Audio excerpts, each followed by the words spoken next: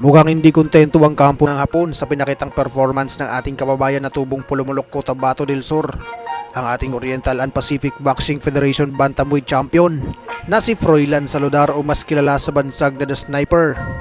Humingi kasi ito ng rematch mga boss at magaganap ang kanilang bakbakan ngayon January 26, 2024. Nagaganapin sa ating sariling teritoryo sa New Star Resort and Casino, Cebu City. 3 buwan lamang kasi ang nakalipas mga boss, October 12, 2023 nang tapusin ng ating pambato ang dating Oriental and Pacific Boxing Federation Bantamweight Champion na si Kita Kurihara, isang mabagsik na boksingero na pambato ng bansang Japan. Minsan na rito lumapa ng ilan nating mga kababayang Pilipino, kabilang na si Warlito Parenas na tubong Negros Occidental, tinapos lang ito ng Hapon via round 1 knockout. Ryan Lumakad na tubong General Santos City, tinapos ito ng Hapon via round 2 knockout. Engelbert Moraldi na tubong Davao City, via round 1 knockout naman mga idol. Matindi din ang kamao ng boksingerong Hapon na ito mga boss. Siguro iniisip ng kampo nito na nabigla lamang ang Hapon sa lakas ng Pinoy kaya't wala itong nagawa kundi mukbangin na lang ang mga kamao ng ating pambatong si Froilan Saludar. Ating balikan ang unang paghaharap ng dalawang ito mga boss. OPF 東洋太平洋バンタム級第9位元 WBO アジアパシフィックサウダー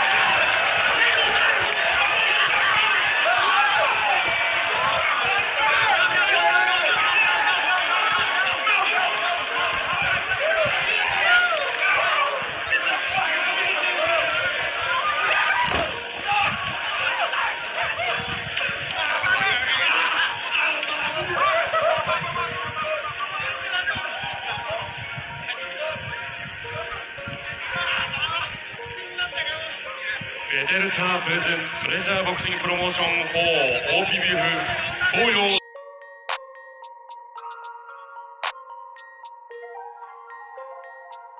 トップザタイムは1ラウンド1分ちょうど1ラウンド1分ちょうどテクニカルノックアウトとなりまして勝者青コーナー OPBF 東洋太平洋バンタム級新チャンピオン大宮スナイパー